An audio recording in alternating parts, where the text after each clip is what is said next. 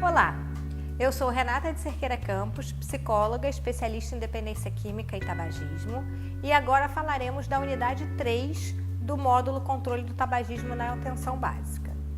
Nessa unidade, vamos conversar sobre as principais estratégias não medicamentosas e medicamentosas para a abordagem do tabagismo, sempre com evidências científicas.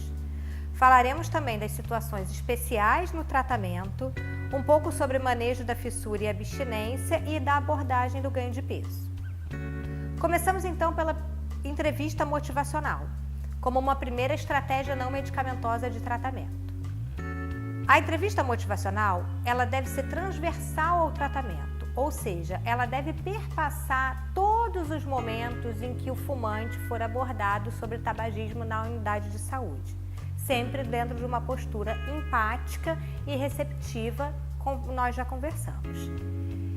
A entrevista motivacional é considerada um marco no tratamento de todas as dependências químicas, justamente porque ela proporcionou uma mudança muito grande entre abordagens mais confrontativas para abordagens hoje mais motivacionais, que procuram estimular a motivação, o desejo do sujeito em mudar um comportamento prejudicial à saúde.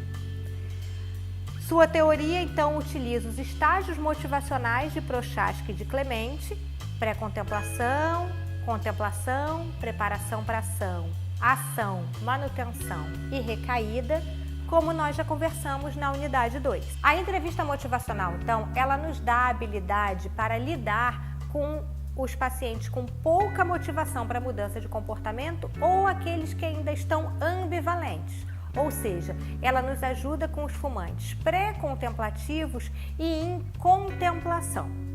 Outra estratégia não medicamentosa é a abordagem cognitivo-comportamental.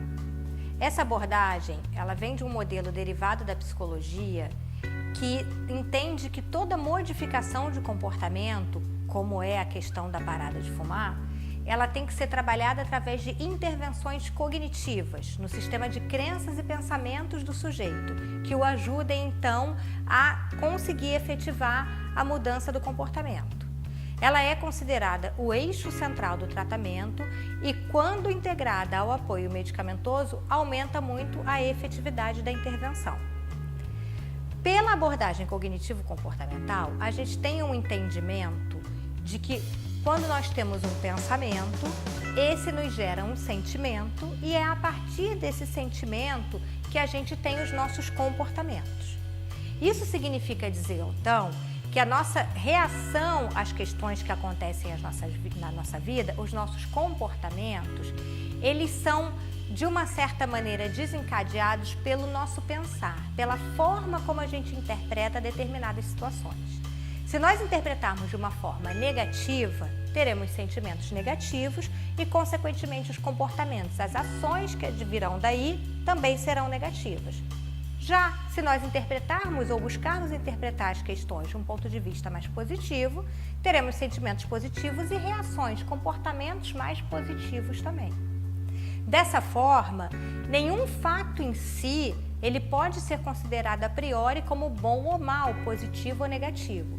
A interpretação que a gente fizer desse fato é que vai fazer com que o comportamento possa ser mais adaptativo ou menos adaptativo.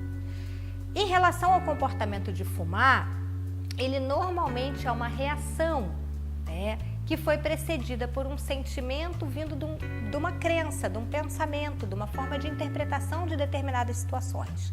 Então, para ajudar o sujeito a modificar o comportamento de fumar, nós vamos ter que retroceder e ajudá-lo a perceber quais os sistemas de crenças e pensamentos que ele tem em determinadas situações que acabam culminando com o comportamento de fumar. Na prática, nós vamos estar ajudando o sujeito, através de intervenções cognitivas, a fazer a mudança e ser novamente agente do seu próprio comportamento, sendo capaz, então, de resolver os seus problemas, de lidar com o estresse e outras questões de uma forma mais efetiva do que fumando. É preciso ressaltar que o deixar de fumar é apenas o primeiro passo E o que vai fazer o sujeito continuar, se manter não fumando, é justamente esse processo de mudança de comportamento através do trabalho no sistema de crenças e pensamentos que o sujeito tem sobre si mesmo e sua relação com o cigarro. A abordagem cognitivo-comportamental, ela pode ser trabalhada de 3 formas: mínima, básica ou intensiva, dependendo da duração, da intensidade do contato. Logicamente, a abordagem intensiva tem mais resultados do que a abordagem mínima ou básica, mas isso não significa que a gente deva oferecer só a abordagem intensiva. A gente deve oferecer a abordagem mínima ou básica sempre que tiver oportunidade e qualquer encontro com o fumante, e quando esta não for suficiente, aí sim nós passamos para a abordagem intensiva. Isso porque, segundo toda a evidência científica, qualquer aconselhamento, por mais mínimo, mais breve possível, é melhor do que o não aconselhamento. Na abordagem intensiva, o modelo que nós utilizamos hoje no SUS é o modelo do INCA, que fala então numa primeira consulta individual, que seria a primeira entrevista, entrevista individual, passando então para 4 consultas específicas, preferencialmente em grupo, conduzida por 2 profissionais de saúde com duração de aproximadamente 1h30. Após essa primeira fase do tratamento, que dura 1 mês, passa-se então as sessões de manutenção, ainda em grupo, no 2º mês a cada 15 dias e a partir do 3º mês mensal, até completar-se pelo menos 1 ano da intervenção. O conteúdo a ser trabalhado em cada uma dessas sessões você pode encontrar no manual do coordenador, cujo link está na apresentação de slides e no livro do curso. Em relação ao tratamento medicamentoso do tabagismo, é importante ressaltar que ele é um apoio que deve ser usado sempre para facilitar a abordagem cognitivo-comportamental, que é, como já mencionei, o eixo central do tratamento. Isso significa que é possível parar de fumar sem usar nenhuma medicação. A medicação vai entrar apenas para minimizar os efeitos, os sinais da síndrome de abstinência, quando a pessoa tem uma dependência física muito elevada. Então, a gente tem alguns critérios para a indicação do uso da medicação. Não é para todo sujeito que desejar parar de fumar, é para aqueles que tenham um grau de dependência física alto, ou seja, que tiverem pontuado mais de 5 no teste de Fagerstrom, aqueles que fumam muitos cigarros por dia, aqueles que fumam logo ao acordar, não dá nem 5 minutos e já estão com a necessidade de fumar, aqueles que já tentaram parar de fumar outras vezes e não conseguiram devido a sinais fortes de síndrome de abstinência, ou alguns outros critérios que vocês podem ver no livro do curso. Mas é importante ressaltar então que o apoio medicamentoso é utilizado apenas quando necessário. E aí, no SUS, nós trabalhamos com as medicações que estão disponíveis pela Relação Nacional de Medicamentos, que são basicamente de 2 grupos: os medicamentos não nicotínicos e os nicotínicos. O não nicotínico é o cloridrato de bupropiona. E os nicotínicos são as terapias de reposição de nicotina, que no Brasil e pelo SUS nós encontramos na forma de adesivo, goma de mascar e pastilha. No livro do curso vocês vão perceber toda a forma de atuação dessas medicações e como elas devem ser utilizadas. Passamos agora às situações especiais no tratamento do tabagismo, ou seja, aquelas condições que podem deixar o tratamento ainda mais delicado do que ele já é. Temos algumas diferenças, então, de abordagens quando o fumante for jovem, adolescente, tiver idade muito precoce, uma vez que ele ainda não tem doenças tabaco relacionadas, aquelas que levam bastante tempo para aparecer, então ainda tem aquela sensação de que eles podem continuar fumando sem nenhum prejuízo. Então, para esses, a gente tem que ter uma abordagem voltada para outras questões, que não apenas a área da saúde, e procurar fatores que possam motivar para a mudança de comportamento. As grávidas são outro grupo que também devem ser abordadas com um pouco mais de especificidade, uma vez que naturalmente elas já sentem bastante culpa por estar fumando. Então, é necessário ter um pouco mais de delicadeza, talvez não colocar no mesmo grupo que os outros fumantes, porque ela pode, de uma certa maneira, estar recebendo uma reprovação desse grupo também. Muitas vezes o individual, né, é mais adequado, ou talvez até um grupo só de gestantes, quando isso é possível.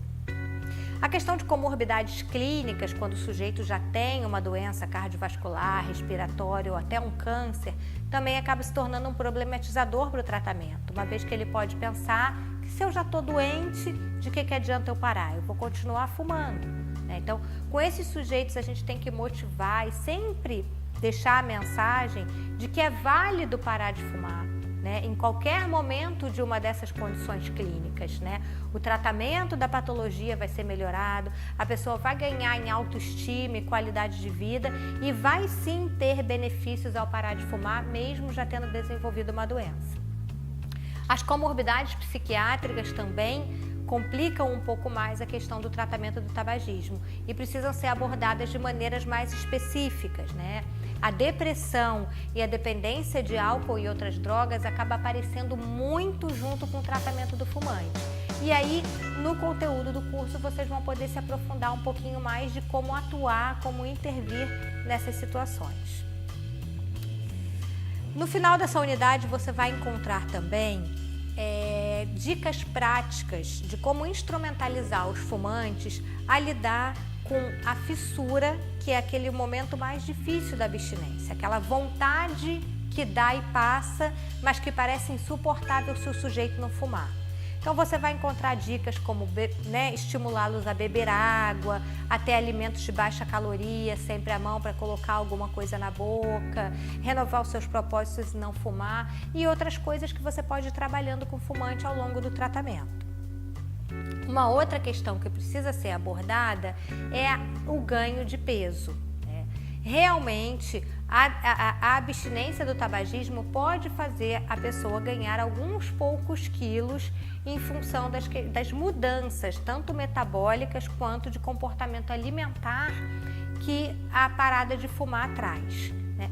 Porém, esse ganho de peso é temporário e tende a passar com a normalização depois da síndrome de abstinência. Caso o sujeito ganhe muitos quilos, isso acontece porque ele está comendo demais e não porque parou de fumar. E aí algumas dicas precisam ser sempre trabalhadas ao longo do tratamento, como fazer alimentações balanceadas, seguindo as orientações da pirâmide alimentar, fazer 3 refeições por dia, intercalado com 2 lanches, para que a pessoa coma de 3 em 3 horas, fazer atividade física e sempre beber muita água quando dá vontade de fumar, porque isso não tem caloria e não vai trazer nenhum prejuízo para o indivíduo. Chegamos ao final da última unidade do módulo Controle de Tabagismo.